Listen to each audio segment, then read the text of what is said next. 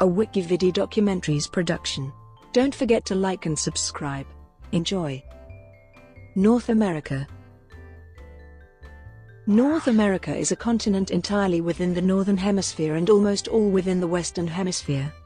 It is also considered by some to be a northern subcontinent of the Americas. It is bordered to the north by the Arctic Ocean, to the east by the Atlantic Ocean, to the west and south by the Pacific Ocean, and to the southeast by South America and the Caribbean Sea. North America covers an area of about 24,709,000 square kilometers, about 16.5% of the Earth's land area and about 4.8% of its total surface. North America is the third largest continent by area, following Asia and Africa, and the fourth by population after Asia, Africa, and Europe. In 2013, its population was estimated at nearly 565 million people in 23 independent states, or about 7.5% of the world's population. If nearby islands are included, North America was reached by its first human populations during the last glacial period, via crossing the Bering land bridge approximately 40,000 to 17,000 years ago. The so-called Paleo-Indian period is taken to have lasted until about 10,000 years ago. The classic stage spans roughly the 6th to 13th centuries. The pre-Columbian era ended in 1492. And the transatlantic migrations, the arrival of European settlers during the Age of Discovery and the early modern period. Present-day cultural and ethnic patterns reflect different kinds of interactions between European colonists, indigenous peoples, African slaves and their descendants. European influences are strongest in the northern parts of the continent while indigenous and African influences are relatively stronger in the south. Because of their history of colonialism, most North Americans speak English, Spanish, or French, and societies and states commonly reflect Western traditions. Name. The Americas are usually accepted as having been named after the Italian explorer Amerigo Vespucci by the German cartographers Martin Waldseemüller and Matthias Ringmann. Vespucci, who explored South America between 1497 and 1502, was the first European to suggest that the Americas were not the East Indies, but a different landmass previously unknown by Europeans. In 1507, Waldseemüller produced the world map, in which he placed the word America on the continent of South America, in the middle of what is today Brazil. He explained the rationale for the name in the accompanying book Cosmographie e Introductio. For Waldseemüller, no one should object to the naming of the land after its discoverer. He used the Latinized version of Vespucci's name, but in its feminine form, America, following the examples of Europa, Asia, and Africa. Later, other mapmakers extended the name America to the northern continent. In 1538, Gerard Mercator used America on his map of the world for all the Western Hemisphere. Some argue that the convention is to use the surname for naming discoveries except in the case of royalty, and so a derivation from Amerigo Vespucci could be problematic. Ricardo Palmer proposed a derivation from the Americae Mountains of Central America. Vespucci was the first to discover South America and the Americae Mountains of Central America, which connected his discoveries to those of Christopher Columbus. Alfred E. Hudd proposed a theory in 1908 that the continents are named after a Welsh merchant named Richard America from Bristol, who is believed to have financed John Cabot's voyage of discovery from England to Newfoundland in 1497. A minutely explored belief that has been advanced is that America was named for a Spanish sailor bearing the ancient Visigothic name of Amaric. Another is that the name is rooted in a Native American language. Extent. The term North America maintains various definitions in accordance with location and context. In Canadian English, North America may be used to refer to the United States and Canada together. Alternatively, usage sometimes includes Greenland and Mexico, as well as offshore islands.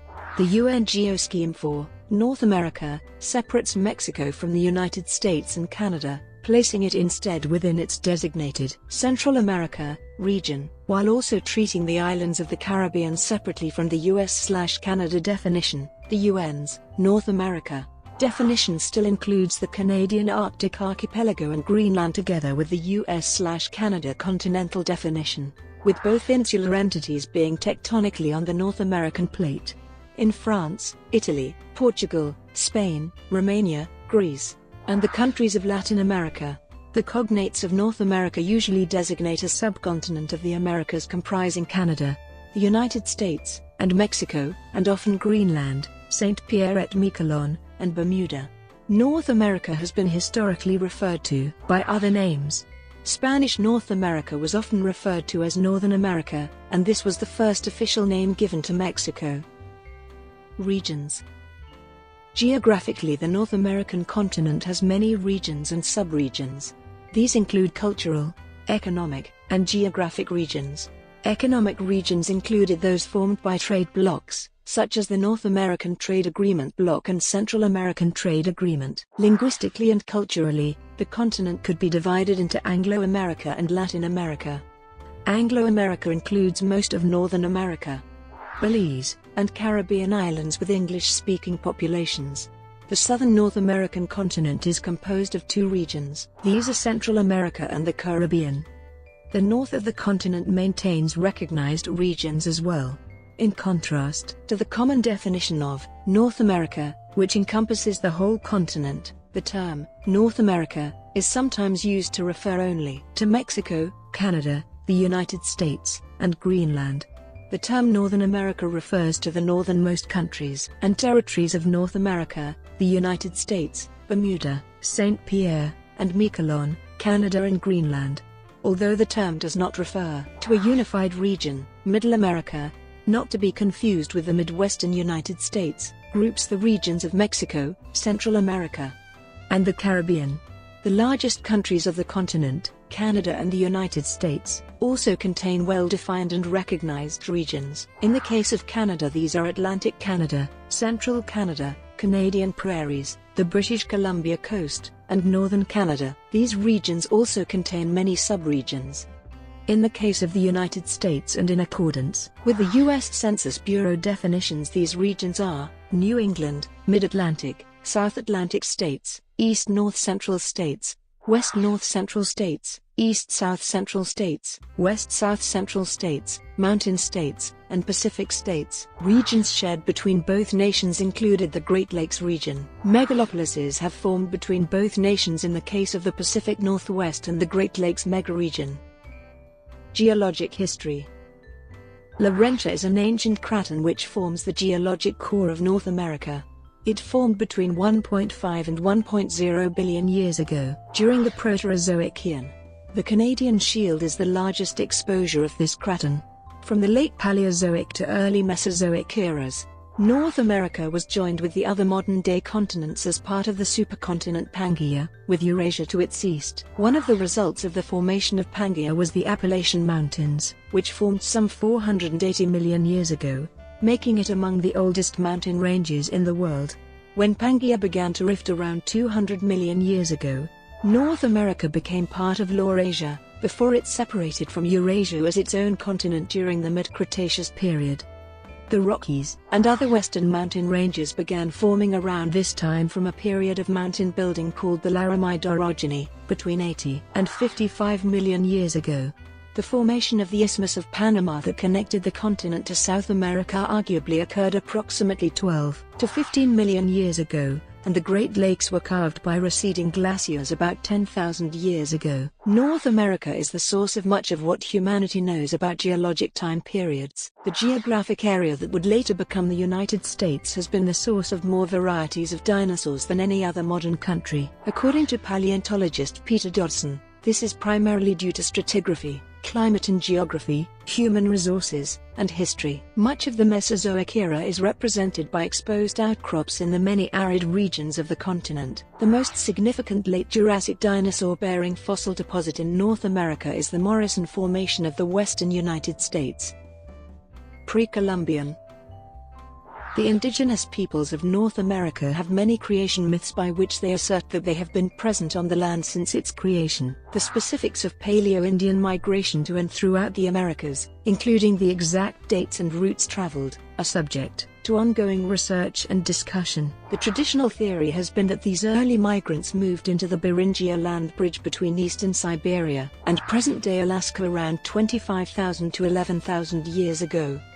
The few agreements achieved to date are the origin from Central Asia, with widespread habitation of the Americas during the end of the last glacial period, or more specifically what is known as the late glacial maximum, around 13,000 years before present. Some genetic research indicated secondary waves of migration occurred after the initial Paleo-Indian colonization, but prior to modern Inuit, Inupiat and Yupik expansions.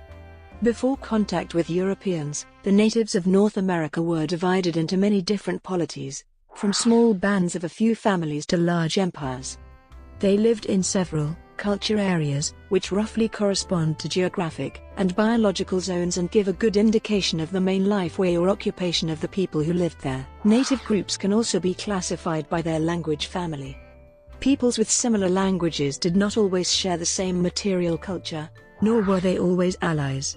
Anthropologists think that the Inuit people of the high Arctic came to North America much later than other native groups, as evidenced by the disappearance of Dorset culture artifacts from the archaeological record, and their replacement by the Tula people. During the thousands of years of native habitation on the continent, cultures changed and shifted. One of the oldest cultures yet found is the Clovis culture of modern New Mexico. Later cultures include the Mississippian culture and related mound-building cultures, found in the Mississippi River Valley, and the Pueblo culture of what is now the Four Corners. The more southern cultural groups of North America were responsible for the domestication of many common crops now used around the world, such as tomatoes and squash. Perhaps most importantly, they domesticated one of the world's major staples, maize. The earliest verifiable instance of pre-Columbian transoceanic contact by any European culture with the landmasses that geologically constitute the mainland of modern North America has been dated to the end of the 10th century CE. This site, situated at the northernmost extent of the island named Newfoundland, is known as L'Anse-aux Meadows, where unmistakable evidence of Norse settlement was uncovered in the early 1960s. As a result of the development of agriculture in the south, many important cultural advances were made there. For example, the Maya civilization developed a writing system, built huge pyramids and temples, had a complex calendar, and developed the concept of zero around 400 CE, a few hundred years after the Mesopotamians. The Mayan culture was still present in southern Mexico and Guatemala when the Spanish explorers arrived, but political dominance in the area had shifted to the Aztec Empire, whose capital city Tenochtitlan was located further north in the Valley of Mexico. The Aztecs were conquered in 1521 by Hernán Cortés. Brought to you by WikiVidi documentaries. Would you like to know more?